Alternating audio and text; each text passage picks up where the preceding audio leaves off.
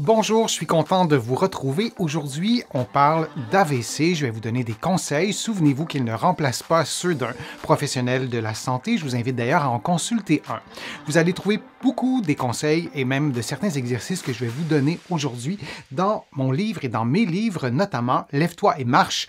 Le remède miracle existe et il est gratuit. Et mon livre Plus jamais malade, mon approche globale pour un corps en santé. Les bienfaits de la marche sur la santé, ils sont vraiment nombreux. On sait que ça augmente la circulation sanguine, qu'il y a une meilleure oxygénation, mobilisation des articulations aussi, libération d'endorphines et libération de myokines, qui sont les hormones que vos muscles ou les messagers chimiques ou les substances bioactives que sécrètent vos muscles. On ne connaissait pas les myokines il y a 30 ou 40 ans. On les connaît maintenant.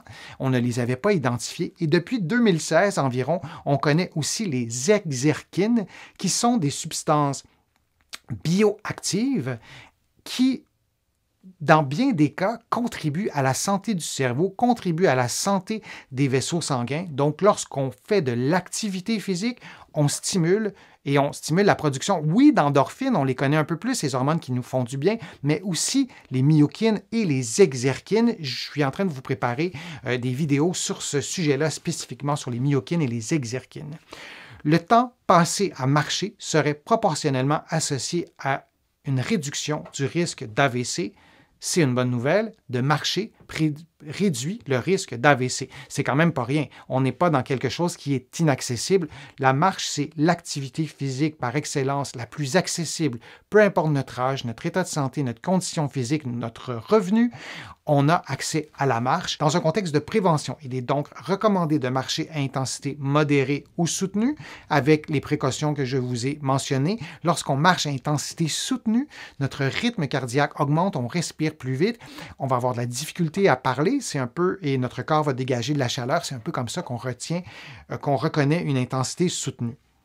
Les entraînements par intervalle de haute intensité ont des effets majeurs sur la santé et on peut utiliser la marche pour faire des entraînements par intervalle. Donc, si vous n'avez pas eu d'AVC et vous souhaitez prévenir un AVC, vous pouvez marcher. Bon, j'ai plusieurs de mes patients qui aiment marcher à l'extérieur.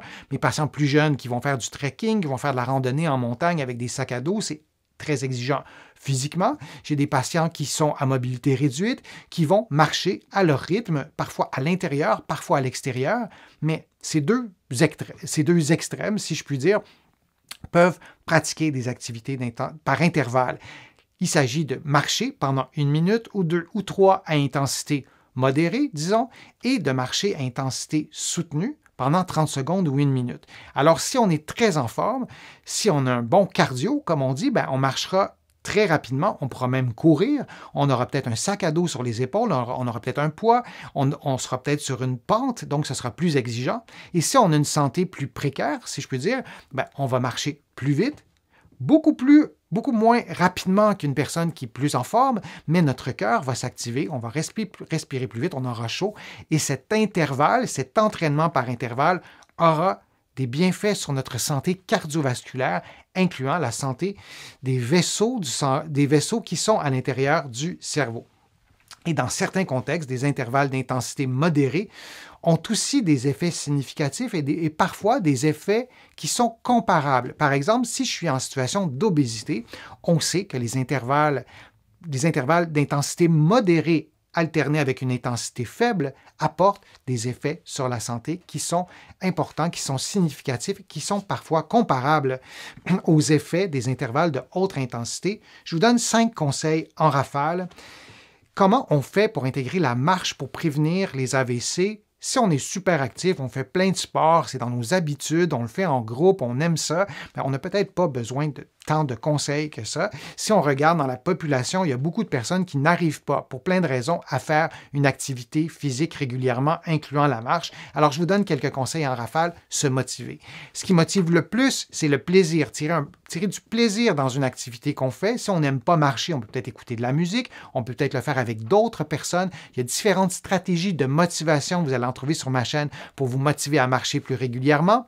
Organiser son temps. Parfois, on n'a pas un manque de motivation, on n'a pas le temps. Alors, il faut prioriser, il faut peut-être se faire des objectifs, il faut peut-être se faire un horaire. Là aussi, vous allez trouver sur ma chaîne des conseils très concrets pour organiser son temps. Je vous donne les 3 autres en rafale. Se souvenir que plusieurs personnes le font déjà. Ça peut sembler simpliste, mais on ne le dit pas assez qu'il y a vraiment plusieurs personnes qui veulent prendre soin de leur santé.